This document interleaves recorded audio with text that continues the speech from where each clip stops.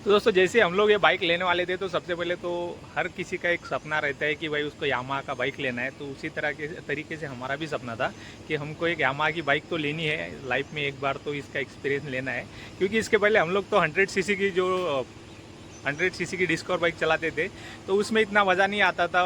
बहुत चला लिया, उसके बाद सोचा कि बाइक को अपग्रेड अपग्रेड करते हैं और कुछ बड़ा बाइक लेते हैं। तो जैसे मिडिल क्लास वाले लड़के का एक सपना रहता है, अब ज़्यादा बड़ी बाइक तो हम लोग ले नहीं सकते, 200 300 या 400 सीसी का तो नहीं ले सकते एकदम से। तो हम लोगों ने सोचा कि 150 सीसी में हम लोग ट्राई करेंगे, 150 सीसी का बाइक लेंगे। तो 150 सीसी में बहुत सारी बाइक देख ली हम लोगों ने, लेकिन सबसे ज़्यादा फेमस और सबसे ज़्यादा पसंद और हर किसी को पसंद आने वाली और अपने बजट में आने वाली और जो चीज़ें हमको चाहिए थी वो सारी चीज़ें अपने को यामाहा FZS में मिली है। सबसे पहले तो आदमी जब भी बाइक देखते हैं तो उसको लुक, मतलब बाइक का लुक तो इसका एकदम मस्कुलर लुक है। तो सबसे पहले बाइक देखने में बहुत ही बढ़िया लगती है। दूसरी चीज़ दिमाग में आती है कि रोड पे इसका प्रेजेंस कैसा है या फिर रोड पे चलती कैसी है, इसका कंफर्ट कैसा है, इसका इंजन कैसा है, इंजन का रिफाइनमेंट कैसा है। तो ये सारी चीज़ें यामाहा में बहुत ही बढ़िया रहती है। तीसरी चीज़ रहती है कि जैसे बारिश के दिन हो गए या फिर कीचड़ के दिन हो गए, क्योंकि हमको हमारा जो एरिया है पहाड़ी एरिया है, घाट में हमको बहुत घूमना पड़ता है और बारिश के दिनों में बहुत गाड़ी चलता है। तो हमको ऐसी बाइक चाहिए थी कि जो बारिश के दिनों में या कीचड़ भरे रास्तों पे भी बहुत ही बढ़िया से चले और जिसका ब्रेकिंग भी बहुत बढ़िया हो और रोड पे वो स्लिप ना हो। तो यामाहा में क्या मिलता है दोस्तों आपको, एक तो 150 सेगमेंट में सबसे ज़्यादा जो ब्रॉड टायर है वो यामाहा के रहते हैं और ये डुअल ABS रहता है। डुअल ABS से क्या होता है कि आप कितने भी कीचड़ भरे रास्ते पे चलिए या बारिश में चलिए या पहाड़ी पे चलिए तो आपका जो ब्रेकिंग एक्सपीरियंस है वो बहुत ही बढ़िया हो जाता है और ब्रेक आपका कभी भी फेल नहीं होता। और साथ में क्या दिया इन लोगों ने, यामाहा ने इसमें ट्रैक्शन कंट्रोल दे दिया है। अभी ट्रैक्शन कंट्रोल होने की वजह से ABS, ट्रैक्शन कंट्रोल और डुअल डिस्क ब्रेक, ये तीन चीज़ें होने की वजह से क्या है, आप कहीं पे भी बाइक चलाएंगे, कीचड़ में चलाओ, पानी में चलाओ, बारिश में चलाओ, तो आपको ब्रेकिंग की समस्या बिल्कुल भी नहीं आती। एकदम मक्खन की तरह बाइक चलती है बहुत ही आराम से और बहुत ही मज़ा आता है चलाने के लिए। तो ये 2-3 चीज़ें थी जिसके वजह से हम लोगों ने बाइक ले ली। और सबसे मेन चीज़ जो मिडिल क्लास वाले जो सोचते हैं कि भाई एवरेज भी अच्छा होना चाहिए, माइलेज बढ़िया होना चाहिए। तो बाकी की जितने भी 150 सेगमेंट में जितनी भी बाइक है तो उसका 40 या 45 से ऊपर किसी का एवरेज नहीं आता है। लेकिन ये एक ऐसी बाइक है कि इसका एवरेज 48 से लेके 52 के बीच में आता है। तो अगर हम लोग इसको सही से सर्विसिंग करेंगे और इसको अगर हम लोग ढंग से चलाएंगे 50-60 ऐसा एवरेज करके 70-80 तक भी ऐसे चलाएंगे तो 48 से लेके 52 तक इसका एवरेज रहता है। तो एवरेज के हिसाब से भी ठीक है। और एक फैक्टर आता है कि सिटी में चलाने के लिए कैसे, तो ये बाइक आपको सिटी में चलाने के लिए बहुत ही बढ़िया है। आप इसको ट्रैफिक के बीच में चला सकते हैं आराम से, कोई दिक्कत नहीं है और एकदम बढ़िया बाइक है।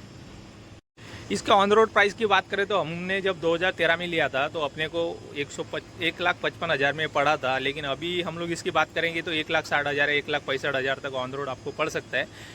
तो अगर किसी को लेना है तो आप ले सकते हैं। और इसमें अभी एक यामाहा का FZS FY उन्होंने लॉन्च किया है जिसका एवरेज वो लोग 55 या 56 ऐसा कुछ बता रहे हैं। अभी उसको हम लोगों ने ट्राई तो नहीं किया है, तो अगर नया कोई लेना चाहते हैं तो उसको भी ट्राई कर सकते हैं। फ़ायदे हो गए लेकिन इसके कुछ नुकसान भी है, जैसे कि अगर आप मिडिल क्लास वाले हैं और वो 100 सीसी का बाइक चला रहे हैं, कोई भी 100 सीसी का बाइक रहे या चाहे वो डिस्कवर रहे, बजाज का कोई भी बाइक रहे, हीरो का बाइक रहे, उनका सर्विसिंग बहुत ही सस्ता रहता है। जैसे आप उसका मेंटेनेंस रखते हैं तो उसका सर्विसिंग वगैरह जो भी है वो सस्ता रहता है। लेकिन यामाहा के साथ वो बात नहीं है। अगर आप यामाहा की बाइक लेते हैं तो इसका सर्विसिंग बहुत महंगा है। मतलब अगर हम लोग इसकी सिर्फ ब्रेक पैड की बात करें तो सामने का या पीछे का दोनों ही, मतलब पीछे का जो रेयर का ब्रेक पैड है वो बहुत ही जल्दी ख़राब हो जाता है, महीने 2 महीने में ख़राब होता है। या फिर जैसे आपका राइडिंग के ऊपर रहता है तो 950 रुपये का करीब वो एक ब्रेक पैड आता है। और हम लोग अगर 100 सीसी की बाइक करें तो 150 रुपये में, 130 रुपये में ही ब्रेक शूज़ का आ जाता है। लेकिन यामाहा का ब्रेक पैड ही कितने का आता है, 950 रुपये का, और लगाने के साथ हो जाता है 1000 रुपये कुछ। तो मतलब इसका मेंटेनेंस बहुत ही महंगा है।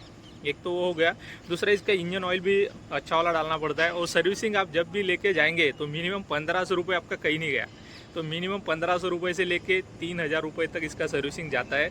और सर्विसिंग कोई भी फ्री नहीं आता है। जैसे बजाज का हमने डिस्कवर लिया था तो उसने हमको 5 सर्विसिंग फ्री दिया था, ऑयल वगैरह सब उनका था। लेकिन यामाहा में आपको कुछ भी नहीं मिलेगा। हाँ, पहले 2 या 3 सर्विसिंग रहते, उसमें लेबर चार्जेस नहीं लेते, लेकिन बाकी का चार्जेस पूरा लेते। तो आपको फ्री में कुछ भी नहीं मिलेगा। अगर आप यामाहा का बाइक ले रहे हैं तो खर्चा आपका बहुत होने वाला है। एक तो बाइक में भी पैसा जाने वाला है, साथ में इसका मेंटेनेंस भी बहुत महंगा है। और और सबसे ज़्यादा इसमें खर्चा लगने वाली बात कौन सी है, तो चेन ल्यूब। वो तो हर बाइक में लग सकता है, जो भी 150 सीसी या उससे जितने बाइक ऊपर के जो बाइक है उसमें आता है चेन ल्यूब। मतलब चेन के लिए आपको चेन ल्यूब लगाने की ज़रूरत रहती है, उसमें आप नॉर्मल ऑयल नहीं लगा सकते।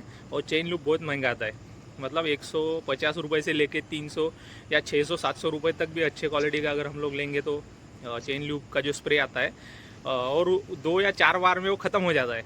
अगर आप अच्छे से उसको लगाएंगे तो 4-5 बार में वो ख़त्म हो जाता है, और आपको लगाना ज़रूरी है। मतलब उसका ऐसा रहता है कि बारिश के दिनों में तो बहुत लफड़ा है। अगर आपने एक बार उसको चेन को ल्यूब कर दिया और 2-4 बार आप लोग बारिश में इधर उधर हो गए या कीचड़ में बाइक चला लिया, तो वो जो चेन ल्यूब है निकल जाता नहीं है कि ज़्यादा खर्चा हो रहा है। लेकिन जैसे हम लोग यामाहा की बात करते हैं तो इसमें हर चीज़ अपने को महंगी लगती है, और हर चीज़ का खर्चा बहुत ज़्यादा रहता है इसमें। तो अगर आप बाइक लेना चाहते हैं यामाहा FZS, तो ये आपको चीज़ ध्यान में रखना ज़रूरी है कि इसमें खर्चा तो होगा आपका, आपकी जेब ढीली होगी, अच्छी खासी ढीली होगी। तो ये चीज़ें हैं, अगर आपको भी लेना है तो आप ले सकते हैं। बाइक तो बहुत बढ़िया है, चलाने में कोई दिक्कत नहीं, इंजन भी बहुत बढ़िया है, ना तो गर्म होगी ना कुछ, और एकदम आराम से आप, ये फैमिली ओरिएंटेड बाइक है। इसमें आप 2 आदमी तो आराम से बैठ सकते हैं, 2 आदमी और एक छोटा सा बच्चा 3 आदमी के बैठने के लिए ज़रूर ये नहीं बना है बाइक। अगर आप 3 दोस्त हैं, दोस्तों यारों में बाइक लेना चाहते हैं तो 3 दोस्तों में तो ये कंफर्ट नहीं रहेगा। जो भी इसमें कुछ ख़राब चीज़ें भी है, ख़राब मतलब लो क्वालिटी की जैसे बोल सकते हैं। तो इसके जितने भी ये प्लास्टिक के पार्ट है, तो ये थोड़ा सा लो क्वालिटी का लगता है मेरे को, इतना अच्छा कुछ क्वालिटी नहीं है। और सबसे जो प्रॉब्लम देने वाली जो बात है या फिर लगने वाली, तो ये ब्रेक, इसका टैंक पैनल, ये टैंक इसका प्लास्टिक का है, दिखने में तो बहुत ही ज़्यादा मस्कुलर लगता है, दिखने में बहुत बढ़िया लगता है, लेकिन ये 1-2 साल के बाद ऐसा ढीला हो जाता है, क्योंकि इसमें ये दोनों को जोड़ने के लिए जो सिस्टम दिया है वो बहुत ही बकवास है, प्लास्टिक का है वो, और ख़राब हो जाता है। आप इसको कितना भी कुछ करो तो ये तो ढीला होगा और इसमें गैप बनेगा। और जैसे ये गैप बनने की मतलब कारण क्या रहता है, जैसे हम लोग इसमें ट्रिपल सीट या 3 लोग या 4 लोग ऐसा कुछ बैठने की कोशिश करेंगे तो सामने वाला जो है वो टैंक के ऊपर आ जाएगा, तो उसके वजह से क्या होगा, टैंक के ऊपर जोर पड़ता है और वो गैप बढ़ने लगता है। तो यामाहा को इसके बारे में कुछ सोचना चाहिए। तो ये तो एक प्रॉब्लम है इसमें कि इसका टैंक पैनल जो है वो है। और दूसरा इसमें प्रॉब्लम ये मेरे को लगता है कि इसमें किक नहीं दिया है। तो अगर कहीं पे भी, अगर आप जंगल में है कहीं पे है और आपका बाइक अगर बंद पड़ता है किसी भी वजह से, तो आप इसमें किक स्टार्ट नहीं है, तो किक नहीं होने से कुछ प्रॉब्लम तो आ सकता। अभी तो हमारे साथ में कुछ प्रॉब्लम हुआ नहीं ऐसा, यामाहा का क्वालिटी तो बहुत बढ़िया रहता है। कहीं पे भी ऐसा जंगल वंगल में हम लोग इतना घूमते हैं तो कहीं पे भी बाइक बंद तो नहीं हुआ है हमारा, लेकिन हो सकता है, अगर किसी के साथ होता है तो बोल नहीं सकते। तो ये एक चीज़ मेरे को एक थोड़ा सा प्रॉब्लमेटिक लगा है। बाकी तो इसमें कुछ भी नहीं है, बाकी सारा जितना भी सामान है बहुत ही अच्छा क्वालिटी का है। और सर्विसिंग में भी हम लोगों ने ज़्यादा से ज़्यादा खर्चा तो अपना ब्रेक शू पे ही होता है, ब्रेक पैड है, ब्रेक शू जो भी बोलते हैं उसको, उसके ऊपर ज़्यादा खर्चा होता है इंजन ऑयल पे। तो हम लोग उसको बहुत जल्दी जल्दी बदल देते हैं, क्योंकि अपना बाइक हम लोग राइडिंग बहुत ज़्यादा करते हैं, और लॉन्ग राइड के लिए भी ये बहुत ही बढ़िया बाइक है। आपको बैक पेन भी नहीं होगा, और आप एक दिन में, हम लोगों ने एक दिन में 500 किलोमीटर का ऐसा 3 से 4 बार हम लोग लॉन्ग राइड कर चुके हैं। मैं तो सोलो राइड में चलाता हूँ, तो अकेला ही लेके गया था, तो 3-4 बार मैं अकेला ही लेके गया था, तो कोई मतलब प्रॉब्लम नहीं है, आराम से चल जाता है। आप सर्विसिंग टाइम टू टाइम करिए, इसमें इंजन ऑयल अच्छा डालिए, पेट्रोल अच्छी जगह से डालिए, और टैंक इसमें जो पेट्रोल का एक रहता है, जो भी अभी जो FI जो बाइक आ रही है फ्यूल इंजेक्शन वाला, तो उसमें आपको एक चीज़ ध्यान रखना बहुत ज़रूरी रहता है कि आपके गाड़ी में पेट्रोल ज़्यादा होना ज़रूरी है। मतलब जो भी पेट्रोल के जो इंडिकेटर्स रहते हैं, जो सबसे नीचे वाला इंडिकेटर है उसको कभी भी ब्लिंक नहीं होने देना है। मतलब इसके अंदर फ्यूल पंप होता है, वो हमेशा पेट्रोल में डूबा होना चाहिए। अगर वो उससे थोड़ा पेट्रोल का लेवल कम होता है तो फिर आपकी बाइक प्रॉब्लम देना शुरू करेगी।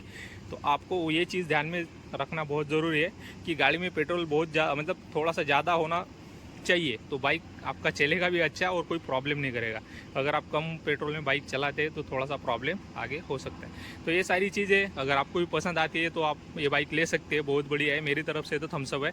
अगर आप इकोनॉमिक चलना चाहते हो, थोड़ा सा एवरेज आपको चाहिए, बाइक कंफर्टेबल चाहिए, ज़्यादा रेसिंग का शौक अगर आपको नहीं है, क्योंकि ये बाइक ज़्यादा भागती नहीं है बाकी के बाइक के मुकाबले, तो अगर आपको रेसिंग का शौक नहीं है तो आप ये बाइक आराम से ले सकते हैं, सिटी में चला सकते हैं, फैमिली के साथ में चला सकते हैं, दोस्तों यारों के साथ में चला सकते हैं। और बहुत ही भरोसेमंद बाइक है, कंफर्टेबल है, इसका ग्रिप अच्छा है, ब्रेकिंग अच्छा है, टायर वगैरह सब कुछ बढ़िया है। तो अगर आपको भी यामाहा का ब्रांड पसंद है तो आप इसको आराम से ले सकते हैं। अगर आपको सिर्फ रेसिंग करना है तो आप बजाज या फिर किसी और बाइक में जा सकते हैं, TVS वगैरह में। तो यही इसका असली रिव्यू है 25,000 किलोमीटर के बाद। अगर आपको लेना है तो आप ले सकते हैं, बहुत बढ़िया बाइक है।